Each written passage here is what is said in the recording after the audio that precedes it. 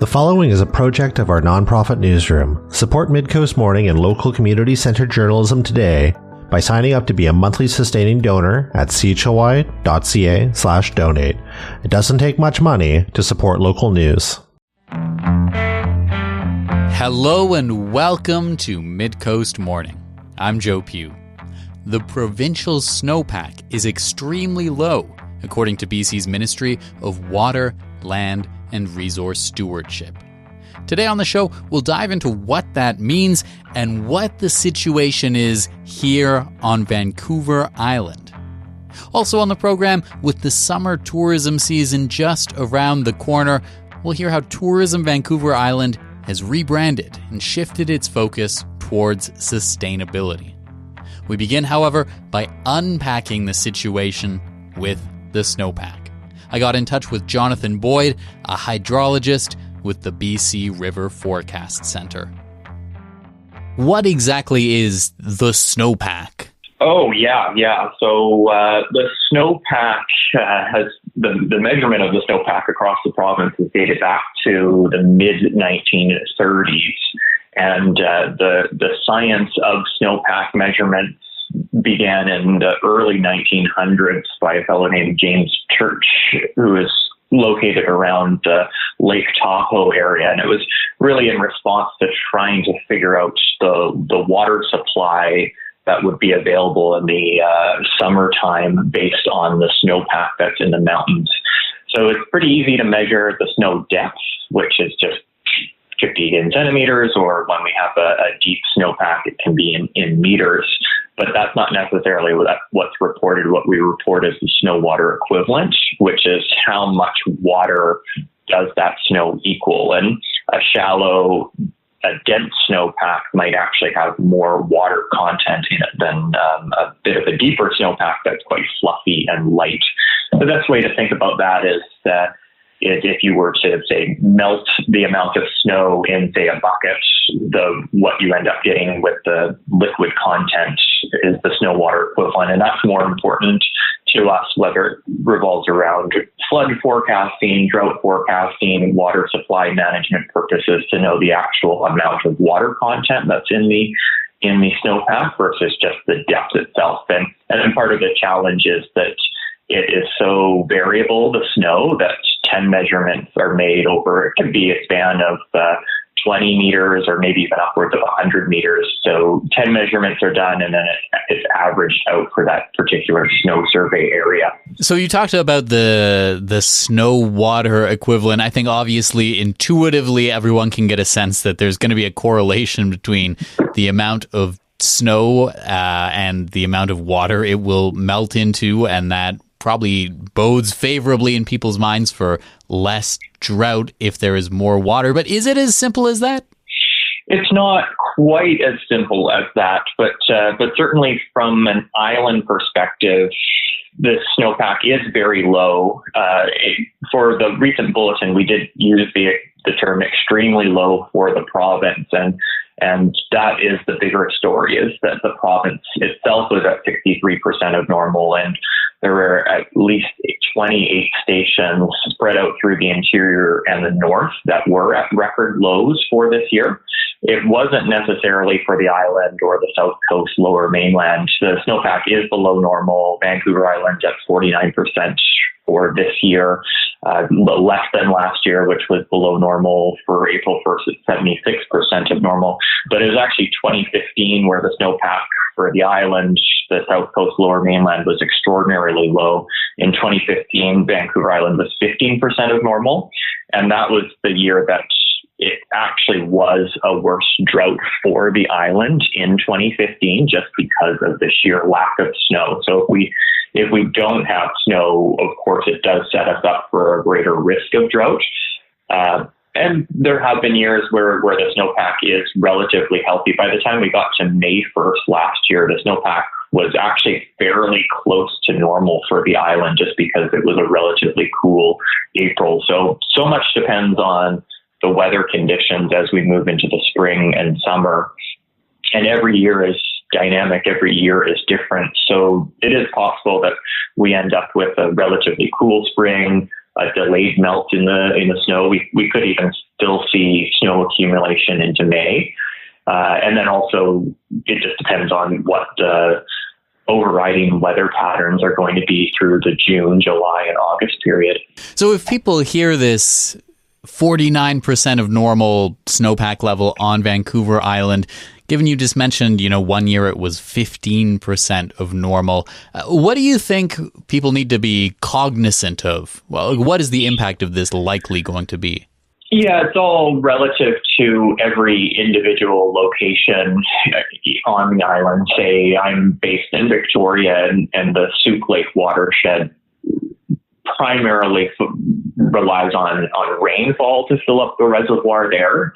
And although it has been kind of drought conditions the past couple of years for the island, over the winter time, there were periods when we did have some pretty significant rainfall events, thinking of a couple in December and then again, especially in late January as well. So from the Souk Lake Reservoir example, that did fill up and reached its capacity. Every location, of course, in the province of where people are getting their water supply is going to vary, whether that's another reservoir or a lake system, whether it's reliant on river flow or groundwater levels. And it's difficult to know because, again, it's so region by region specific, but certainly having less rainfall than normal is going to put us at a lower or a greater risk for drought. And then the areas that do depend on that snowpack. So that would be probably rivers that have a little bit more of a higher elevation source to them. So potentially, just as examples, up in Strathcona Park, where we've got like Campbell Lake, or further down with Cowichan Lake, just areas that do require that little bit extra boost from the snowpack. And where snowpack differs from rainfall is it acts as a storage. It's kind of like a savings account in your bank account, where you have that water available that will just eventually come down into whatever system it is throughout the spring as the snow melts. So if you have less of that, of course, you have less of that potential hopeful storage to show up, and where it can be a little bit trickier from the management side of things because the weather, of course, is unpredictable. Rain can really only be forecast about, I'd say we can know 10 to 14 days out about the possibility of rain, but really from any sort of certainty, it's sometimes narrowed down to maybe 3 to 5 days at the most that we truly know what the rain will be for a specific area. And even on the day of, sometimes those numbers vary considerably. We could be forecasting 40 millimeters of rain and really only measure 5 millimeters. So is what I take away from that we don't necessarily know what this summer will be like in terms of how much it will rain. We just know that we're maybe starting from a lower place than normal in terms of our maybe water reserves. That's exactly it. Yeah. And the drought that we've been in is getting close to 2 years now. So hopefully for the rest of the fall and winter, we did get a reasonable amount of precipitation. We're not necessarily in as big of a deficit as other areas of the province in the interior and the north. But because of it was an El Nino year this year, we did have temperatures in December and January that were a little bit warmer than normal. And that meant that although the precipitation was kind of normal over the entire snow accumulation season, because it was just a little bit warmer, those lower elevations saw more rain as opposed to snow. And in particular, there was an event in late January. It was an atmospheric river event around sort of January 26th to about the 31st or so. And heavy rain occurred on the island. So that put us behind the 8 ball a little bit. And it wasn't till late February, early March, where the province saw the greatest snow accumulation of the season, and in particular the island too. Almost I'd say of the current snowpack, those 2 weeks in late February and March account for maybe 50 to 70% of the current snowpack right now in the mountains. And that's just an example of how quick it can change if we do get those perfect conditions that bring snow. So it's like really at this stage, it's like a heads up for us. Yeah, certainly. And still the wild card is always the rain. And the best example of that I'm aware of was the last time we had an El Nino year. So this is an El Nino year.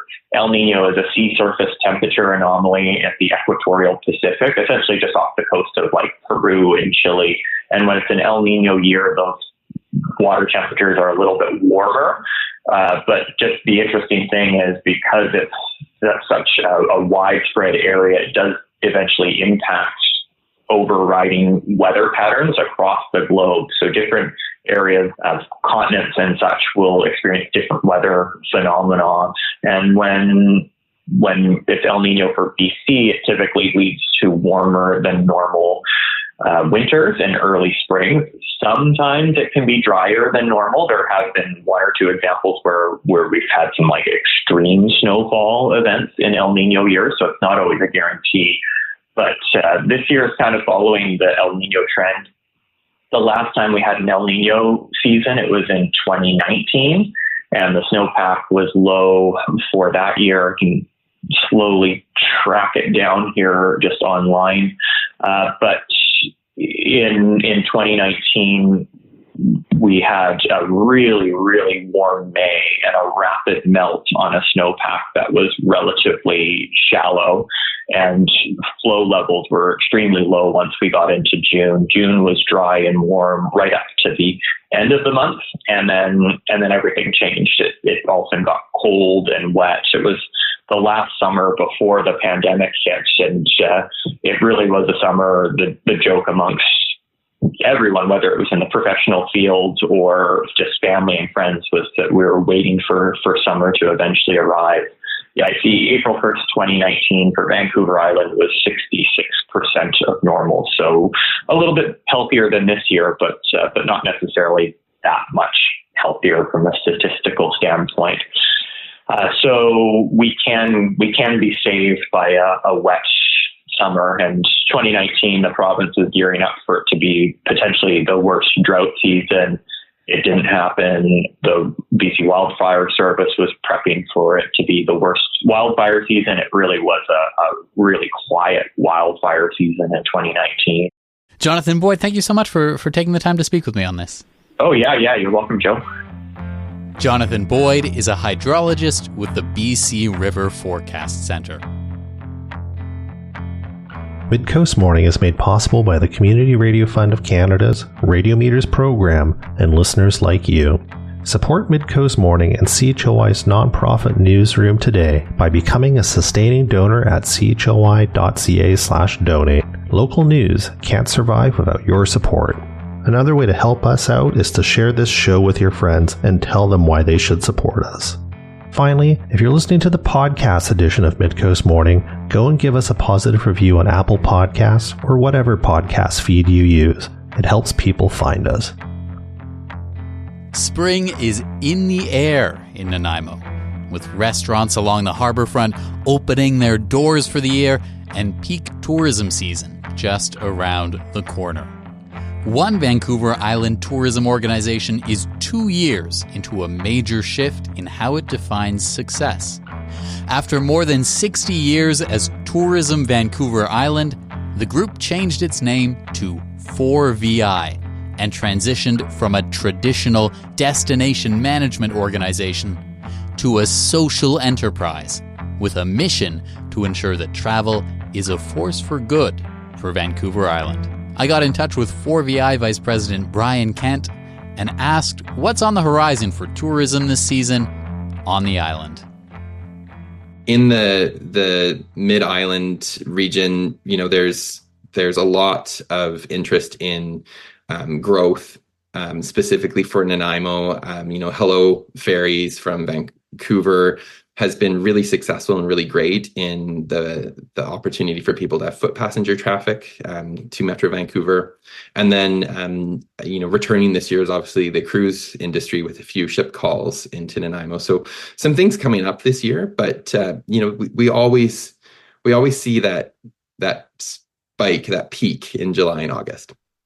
You talked there about how maybe for the Mid-Island, we're focusing on growth when it comes to the tourism industry. I think it intuitively makes sense, correct me if I'm wrong, that maybe the traditional focus of a tourism organization has been on that idea of growth. We're going to market this destination. We just want more people to come here. That is what we exist to do.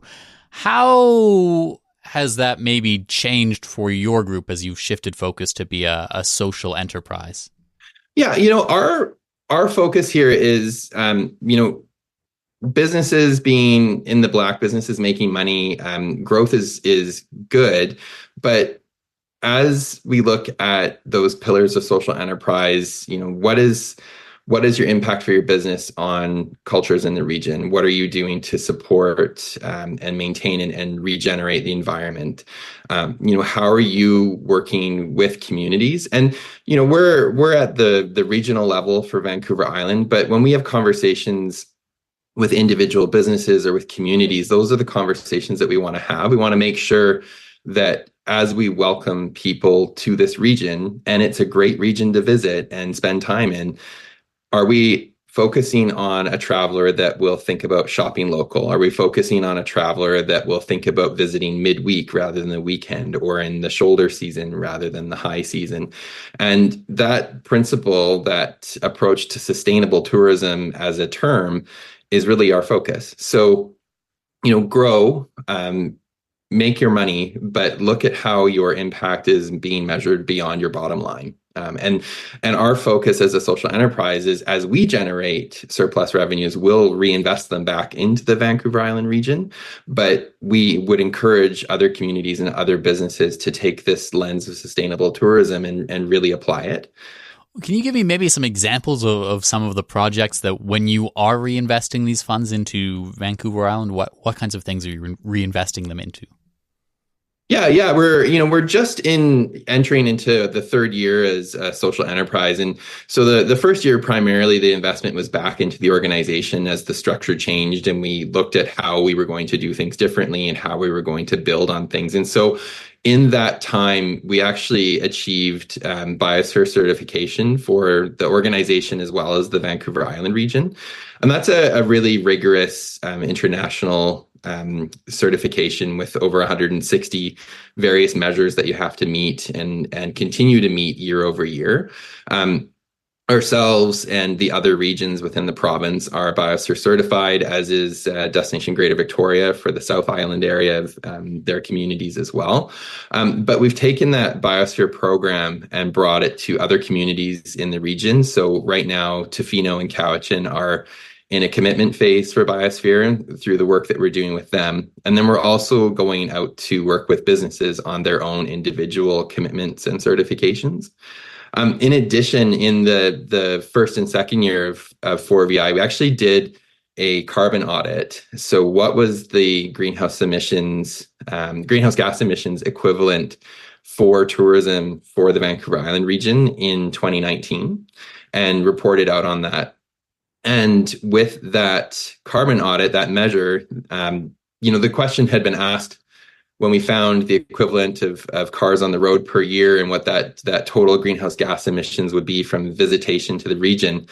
The immediate question is like, is that a good number or a bad number? Like, are we tracking well or are we not?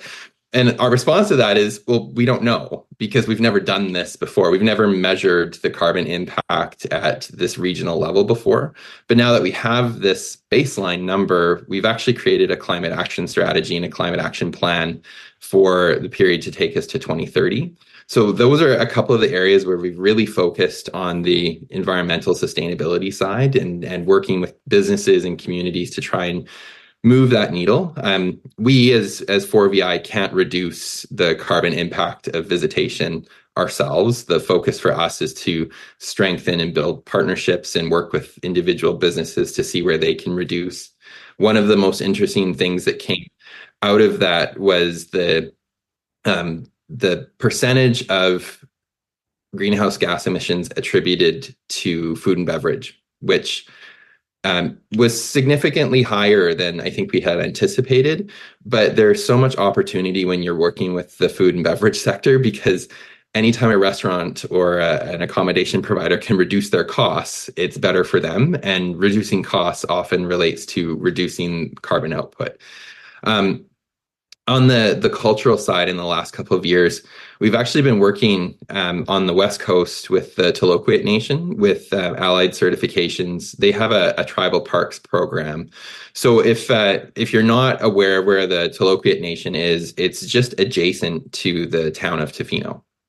And so this nation is on the way to and from Tofino. It's on the way to and from the resorts and the beaches. And so while they had been, realizing the impacts of visitors to and through their community, they hadn't really been realizing any of the benefits of those visitors, because the tax obviously collected is distributed back to Tofino to do the work that they're doing. And so a few years ago, they actually implemented this Tribal Parks Allies program with the accommodation providers in Tofino and the resorts just adjacent to Tofino, where a 1% fee was applied to every stay. And that 1% fee, a few dollars from each stay, was then given directly back to the Tloquit Nation, which allowed them to hire their own members to begin to repair and replace and steward the trails and the lands that they own or that they have in their reserve. But they're also highly used by visitors. So if you're, taking the multi-use pathway, if you're in any of the forest trails in the Tloquit Nation, you're having an impact. And now with this fee that they've collected, they're able to reinvest back into their region. So we worked with them on that, and we've continued to do that year over year, and we'll do that again this year, and hopefully bring this out to other nations within the region. Because, well, I'm in Lekwungen territory, and there's more than 50 First Nations within our region, and so working with the Tloquit is just one of many, and the hope is to be able to expand this program over time. So is it maybe fair to take away that the shift translates into is just maybe having the same person who is interested in marketing Vancouver Island as a destination, also interested in making sure that it continues to be a destination, that tourism is done in such a way as to not erode Vancouver Island as a place? Or if we're having people come and visit, let's make sure that we're taking an active look at having them visit in the least disruptive way possible? Yeah, absolutely. I think in the most straightforward terms, yes. So, we're continuing to market the region, but in a different way. We're marketing as 4VI through the concept of sharing our social enterprise with communities and with residents and outward beyond Vancouver Island. But as people learn more about what we're doing, they're seeing well, wait a minute, what is Vancouver Island doing that's so different than other places? Why are they so focused on sustainable tourism and this concept of regeneration, which is, taking sustainable tourism a step further, that it's no longer good enough just to maintain a space. We have to make that space better. So if it's a meadow where there's a trail going through it, the question on regeneration is, does the trail even need to go through the meadow anymore, or should that not exist? And if the trail does need to, how do we make sure that trail is better and improved and making that meadow a better place?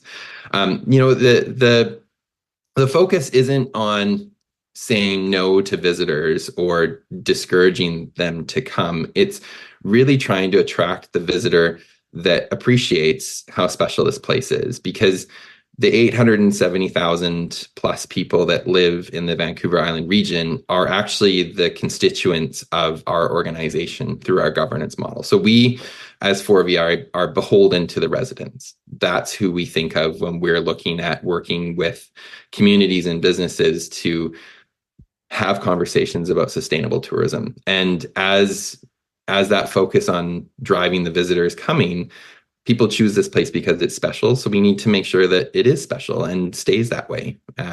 It's not to put it in a time capsule. It's to actually look at where is the impact happening? How do we reduce that impact? How do we make that space better? How do we make sure that residents are appreciative of tourism? One thing I've often said, and I really do believe it, we as an industry are very good at telling residents why tourism matters. We're not necessarily as great having that conversation with them about how it impacts them. And in many cases, tourism has such a positive impact on the community, but we don't necessarily slow down and have that conversation to say, like, well, here's where we think tourism is impacting your community. And here's where there's a positive impact. Here's where there's an impact that's negative and one that we need to focus on improving. But what do you think? Do you like visitors? Do you understand what visitors bring to your community? And as we develop infrastructure as an industry across communities, we need to make sure that we're building things and improving things for the benefit of residents first, because a great place to live is a great place to visit, but sometimes a great place to visit is not necessarily a great place to live. And we really need to focus on that first part. Brian Kent is a vice president with 4VI, formerly known as Tourism Vancouver Island. That's our show for the day. Thank you for joining me. I'm Joe Pugh, host and producer of Midcoast Morning. Jesse Woodward is our executive producer, and Arby Frew is our technical advisor. You can sign up for CHLY's newsletter at chly.ca/subscribe for updates from our nonprofit newsroom and more. Our theme song is First One by local Nanaimo band Waste Management. If you have a story you'd like us to cover, email us at news@chly.ca. That's all for now. I'll talk to you on another Midcoast Morning. Midcoast Morning would not be possible without the funding of the Community Radio Fund of Canada's Radio Meters program and listeners like you. Midcoast Morning is a project of CHLY's nonprofit newsroom. Support nonprofit journalism in Nanaimo and on the Salish Sea today by becoming a monthly sustaining donor at $5 or more per month. Support the program at chly.ca/donate. If you're already a supporter, record a voice memo telling others where you're listening from and why they too should support our work. After you're done, you can email it to us. Also, share the podcast with your friends. While Meta is blocking Canadian users from sharing news content on their Facebook feeds, you can still share our podcast directly with your friends via Facebook or Instagram Messenger. Finally, this program acknowledges and gives thanks to the Snuneymuxw First Nation as we broadcast and podcast from their traditional territory. Thanks for listening.